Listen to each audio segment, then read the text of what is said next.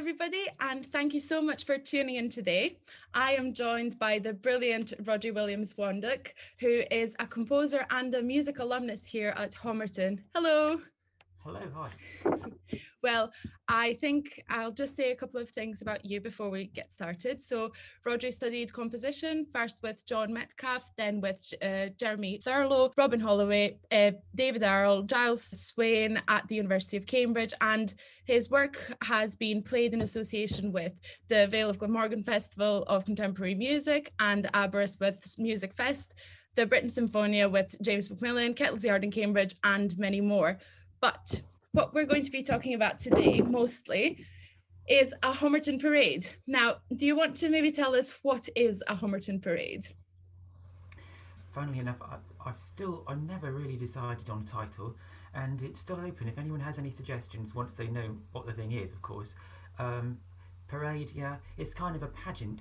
Anyway, it's a suite of pieces of music. I suddenly thought during the pandemic was going on last year, I think it was summer 2020, of this, it occurred to me I'd like to do something for Hammerton, and I wondered if there were maybe archives from things that had happened at some point, or archives I could use of some material to do with Hammerton that could be the basis of some music for Hammerton musicians to record remotely, because everyone was in their own homes, but if they could just record their own bits and it be edited together, then who knows how far that could actually go. And to my really honestly great surprise, Svetlana Patterson in the Hammerton archives got back to me saying, actually yes, we've got this archive full of memorabilia, postcards, reports, all kinds of things to do with Hammerton College life 100 and more years ago, which I think they'd just maybe recently been archiving these things. And I had a look at some of the things she sent me. They were hilarious and fascinating and poignant, incredible. Of course, Hammerton was an incredibly different place then, because it was it was an all-teaching college, and B, it was all-female. And yet it's the same place that became what it is now. So that's what it is. It's a suite of pieces, each of them setting something from that, each in its own style, of styles that I've tried to relate to that period, opening and closing with an organ work, which is not to do with those archives, but it is to do with Hammerton. Well, we will get to the opening and closing in particular, but under the title, A Hammerton Parade, you've written a mad mixed musical masque setting Hammerton College archives from 1894 to 1918. Now, a mad mixed musical masque setting of Hammerton College. First of all, let's sort of, I think you've already basically summarized that for us, but I thought when I saw this, okay, you're an alumnus, so you must have wanted to do this when you were here, when you were surrounded by them, when you maybe could have seen the archives. But it's so interesting to know that you thought of it afterwards and throughout this pandemic. But how did it come about, and why a mad mixed musical masque setting? Oh, okay. This is not. We're not talking about a published score now, and I'm quite sure I would look over that again and so on. Another M that could be in there is multimedia, but it was to give the sense that so parade implies something. I like the word parade for it. It's jolly, a Hammerton parade, but I don't know, that could misrepresent it. It is a masque in a sense, isn't it? Because especially with the way that we're doing it now, isn't it? Where things are visual as well as oral, so it's a performed, staged thing with an element of artifice and an element of putting things on and making something slightly theatrical in a sense out of these definitely mad assortment of documents. I didn't make them mad; they are mad. Yeah. I agree. So I very much enjoyed. I think it's advice to young ladies and gentlemen. mm-hmm.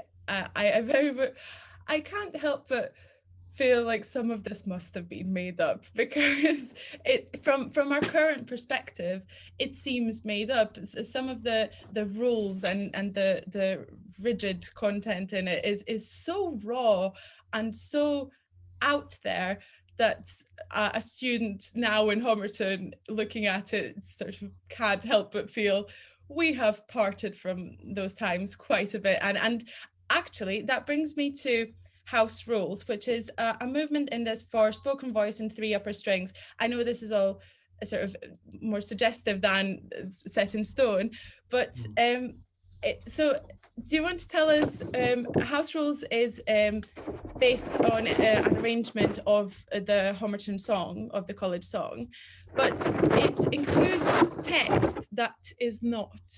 And I wanted to know, how did you relate the two? They're not the words to the song. No, quite Yeah. right. So we have this Gladys Ruddock, who in 1910 wrote a hymn for the college, and as Daniel Chokmelata himself commented to me, it wasn't the best voice leading. It was rather odd, rather clunky, but it was such a jolly tune, and just, if actually music written by somebody from the time, got to include it. So I've included it, but the words, I'm really, really pleased now to find that actually you've recorded it already in the original. Well, the Charter Choir and Daniel. The Charter Choir managed to record the original college song, which hopefully we can maybe play later. But the what I found interesting, and this may just be because critical thinking cannot be switched off, but I somehow felt like it could either be representative of some, dare I say, cynical view of college, of Hammerton at the time, or even a difference between then and now, because the rules themselves, no student may go out when the gate is closed without permission from the principal. Visitors may not be introduced into the college without permission from the principal. They're so strict, and there's an authority behind it. There's a very stern sound behind it. But the song, as you've said, is so jolly and is so opposite. And I again, it might just be because a third year music student got sheet music and thought immediately, what can I see here? But it's so different than it is now. Yeah, no, and you're absolutely right. I mean, of course, obviously, it is a deliberate.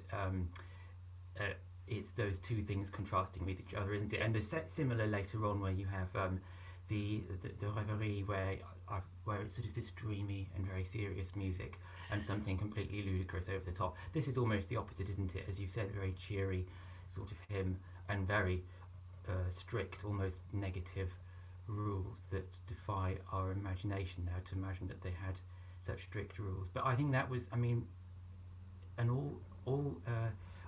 a college all for young women at that time. I think that was the attitude. I mean, extraordinary thing now, but I do think that was the attitude. You couldn't have them having male visitors and all that sort of thing. So yeah. Near the end, you have a whole bar's rest, and it's music is not allowed, pause, only on weekdays, etc. And I thought that's brilliant. It's beautiful.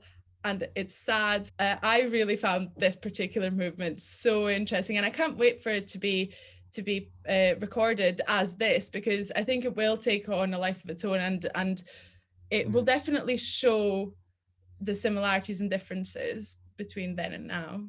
Yeah, you're right. So no music happening for the sentence that says no music allowed during the. I'm not sure how sad it is exactly, because I don't feel from anything that any of the documents there from students at the time, I don't think they found this sad as such. But if you imagine being a nurse in the old, in say, I don't know, the 1950s or before, with a matron, and it was so strict, they had a very very sort of comrade-like feeling, didn't they? And it was really very, very, of course it was very, very strict and everything, but I think they had a lot of fun as well. We can really tell that from a lot of these documents. Oh, absolutely. I was more commenting on the exact extracts in this piece, but I mean, we can see this kind of feeling of, you have used sort of more personal extracts, and then more objective and more just sort of, I mean, such as this, where rules. So is there a plot to the whole parade? It seems unfinished. It seems as though it's leaving space for us to carry on now. Yeah. And Lovely I idea. don't know if that was the intention behind it, or if it is a plot. Is there a climax? Does or is it simply a continuous piece? No, no, there's a climax. You could say there are two, couldn't you? Because you could say that the last organ piece is a climax. Well, it is in some ways. It brings together. So that's one at a time then. Okay, that the last organ piece.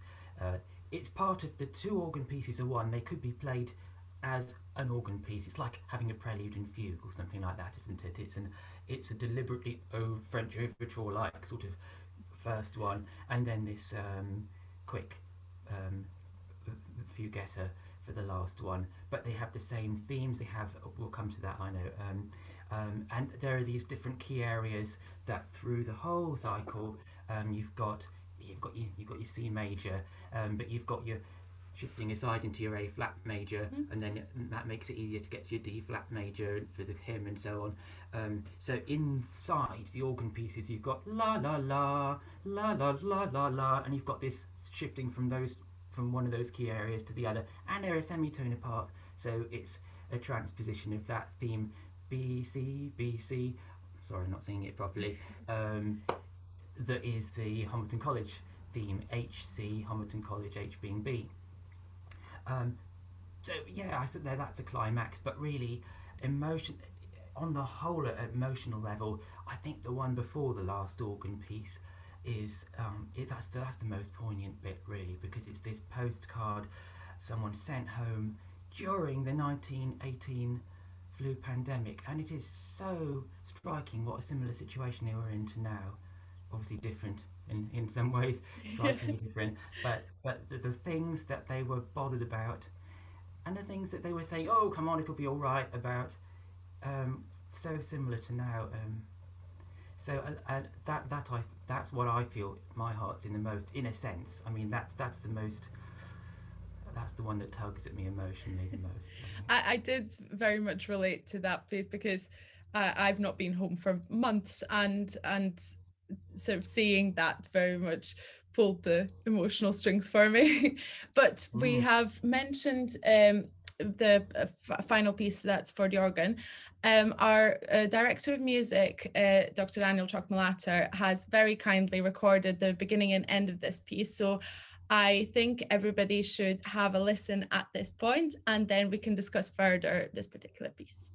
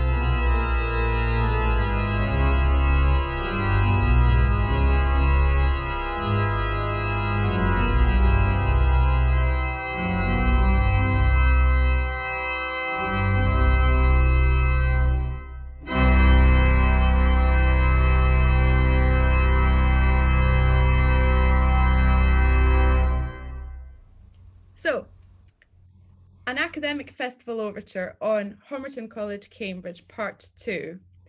Hammerton College, Cambridge, HCC, or B natural CC. I mean, it's so cleverly introduced and open-ended and odd in a way. It's modern, but has a feel of a fugue. So how did you come about that? Why the HCC? Why is this particular piece the one that is for Hammerton? Well, I beginning and ending with an organ piece was a nice bracketing, framing sort of thing to do, rather than just start with something random, finish with another something random. They're not too similar to each other. No, it's got a frame, so it's got that. It's very convenient that Hammerton College, Cambridge has initials that can all have musical letters. Why not make use of it? besides, how would the organ piece have? I mean, if it can have something really, really to do with the college, then why not? So it's all built out of that. Like I said before, not just it's got a theme with that, but the different key areas, semitone apart, and some ostinati here and there, doody doody doody, are related to that theme. And one of the other themes actually goes down to one point, and then it goes down to another point, a semitone lower, and there that makes on a longer term, it makes that same BC theme. But as a part two of the beginning, it sounds sort of very final, but also very emotional, very moving. Yes, But yes, it's I for agree. the organ, yeah. Yeah, no, I totally agree. Wouldn't it be? I mean, this is deliberately all made so that it can be done remotely, like we're Yeah. doing it. But it's adaptable to do. I mean, can you imagine if that was done in a place, all staged in a place, it could still, with the organ there, then it would be, that would really be sort of, that would really create a beginning and ending, wouldn't it? I mean, you Yeah. could have maybe choreography going on or photography or something like that. But yeah, I agree with you. It feels final. It feels. I just not. I feel when it comes to varied, that's in quite a. I won't say set conventional style, but it's in the style of particular composers I could definitely think of. And about the other pieces, yes, there's a lot of free form going in, but they're all in very specific genres. So we've got a funeral march in there to an absolutely surreal text, obviously the hymn, Yeah. Obad, and then a kind of musical mad, sort of mad dash spree in the style of, very roughly, in the style of something that might have been played in a music hall at the time. We've got a little dance, little song, yes, so we've got set genres being drawn upon, not necessarily used specifically. Well, one that sort of stands out to me is the funeral of kettles and stoves for spoken voice, piano or organ, pots and pans. Um, I must ask, why the pots and pans? Oh, well, you've seen the text, though, haven't you? So, Yes. I mean, now why they did that, that's another question. We just unfortunately can't ask them because they're dead. But if you were, so it's these students who at the end of the term wanted some feeling of ceremony to the end of their term, so they held a funeral for pots and pans, and the text is very brief and succinct, and it says what they intoned over the burial, as it were, of the pots and pans. So yeah, definitely. It just, all it means is that you just go dum dum da dum dum dum, and you just hit one at the end of each bar, on something vaguely resonant in a rather dull, vague way. No, I thought that was, it looked very fun to then. And again, this is something that I can see being recorded remotely and being recorded well remotely, if that makes sense. Good. Great. I wanted to also ask you, you've already mentioned the sort of influence in the styles, but what what is your musical influence? Where do you draw your inspiration from?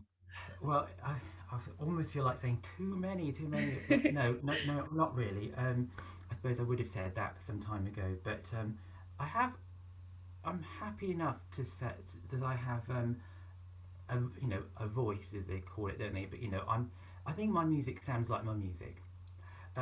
But being a composer now in our modern times, well, it's natural. It's always going to take on different influences, and depending what it is.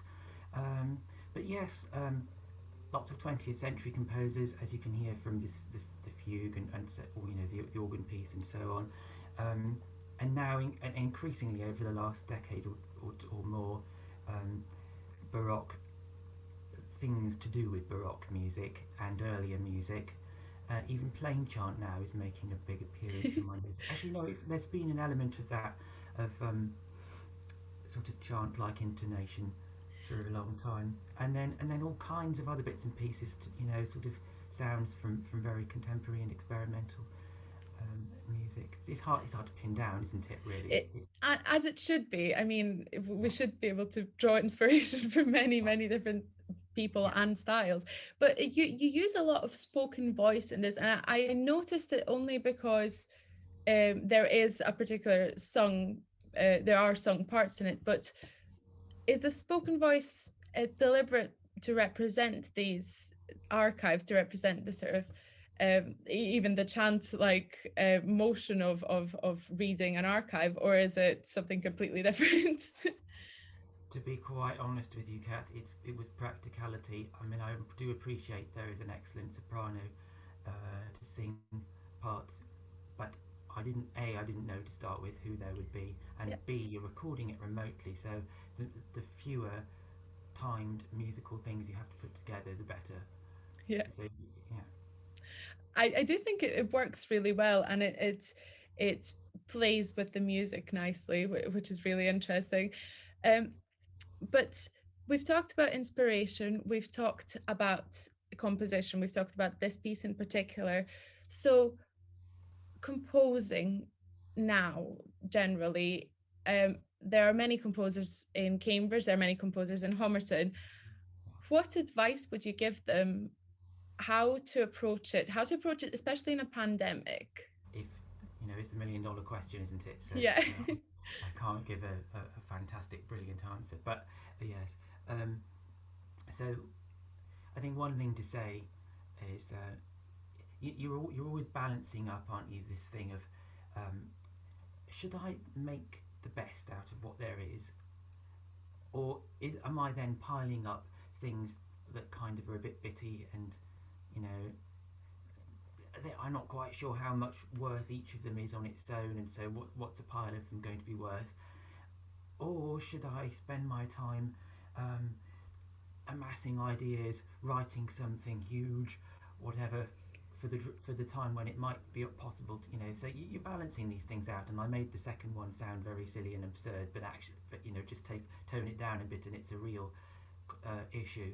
And the answer to any kind of question like you asked is going to be contradictory. It's going to have contradictory bits to it, isn't it?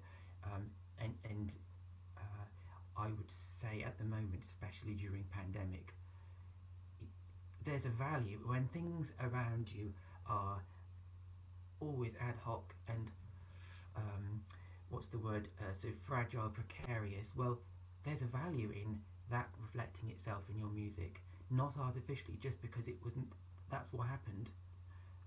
You don't shy away from that. If things are a bit rough around the edges, do stuff. Yeah. Whatever you do it well.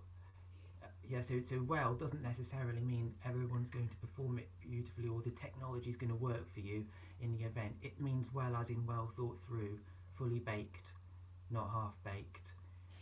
And that, I suppose, that's a really important thing to say generally. I like that a lot. In past interviews, we've always somehow come onto the topic of what happens after the pandemic, where's music going? But from the compositional perspective, do you think this sort of stillness of the pandemic will influence the progression that composition as an art form was having, or do you think that it might sort of take certain composers into a digression, but not necessarily impact it century in a way where we go back 50 years rather than carry on forward? Oh yeah, I don't think I think the idea of moving forward decade by decade, that's a thing of the first half of the 20th Yeah. century, isn't it, in a way? Um, but so no, there's the two answers to that are creatively in terms of what music people compose.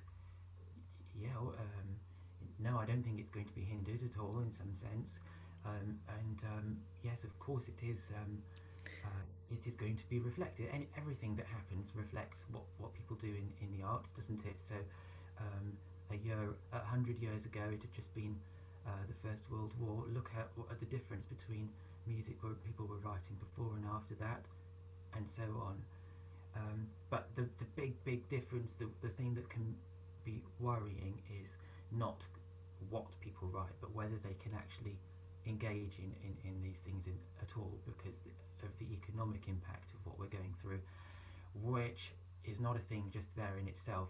It's showing up the cracks, isn't it? You know, I don't want to repeat what's always being said. I know it's well known, but how much more of this can the arts take? Mm. What situation are they already in before this? Um, can people afford to actually spend their time doing X, Y, Z rather than something else? You know, Yeah. that's the side of things where what we're going through now really is threatening not just Yeah. the music, the arts. I do agree completely. And you were saying about sort of composition and music before and after the First World War, but it's almost it's I think it's going to be really interesting, and this is completely subjective, but in about 50 to 100 years, without sort of labeling decade by decade, I think it's going to be really interesting to see what music was being made in different parts of the world while the whole world was going through a pandemic. Yeah, I think that's going to be it's going to be an era of itself, hopefully, where students will be trying to put themselves in that position and thinking about it, but it will be recognizable, as you say, but in completely different ways, and because of the impact that certain places had more so than others. And I do think that's sort of something not necessarily to look forward to, but something to power through now, so that we can look yeah, back on it and sort of think about it in that from that perspective. I wanted absolutely. to I wanted to end on something we usually just sort of end with, which is any advice you have for current students, whether music, whether for composition students, any advice at all. I'll try and summarise a few. No, I'll try and name a few thoughts without actually expressing them a bit more than that, if that's possible. Because what I think of when I look back on it is when you are sort of a music student interested in composing, or I think it would be the same for a writer or an artist in your 20s, or at any rate you're an undergraduate, or in any way you're a student. There is what's things that seem really really big and pressing and weighty to you, that I must say are not really as weighty as they seem, are things like originality and legacy, you know, things like this. Um, and it's got to be natural, hasn't it? I'm quite sure it's been that way, especially well, no, especially to some extent, it's been that way for a long time. Maybe not always, because if we go back far enough, people's legacy wasn't so much on their mind. Didn't have this idea of the canon and so on. But that is going back quite a long way. So I think, you know, it's bound to happen. But um, you've got to do what you do well, rather than adding. So, are you adding notes on notes to make it seem sophisticated? Are you creating something sparse and white to make it seem mystical and wise? You know, or are you just doing what you honestly mean? And you will develop. You know, through your life, you will learn more things. But just doing what you honestly mean and seeing it through to make sure that is really what you're happy to be there for yourself. Um, so does your music actually do something good? Does somebody listening to it enjoy it? I mean, it sounds like a really really simple thing, but do they? That doesn't mean do they go, oh, and sing the tune. It means do they get something out of it, that afterwards they'll be glad that they heard that music, or read that story or whatever. You know, and better still, it can challenge them to be a better version of themselves. You know, Yeah. that's wonderful. But you can't expect everything to be like that, and you can't expect, you know, so you can't expect everything to be great art. Just put in it what you honestly can, and see what happens. And as for the other part of that, you know, John Metcalf, you mentioned at the start. I remember some little nuggets of things that he told us on the masterclasses I used to go to, and one of them was he put it very starkly. Nobody is going to remember you after you're dead. You know, sounds terrifying, but why should they?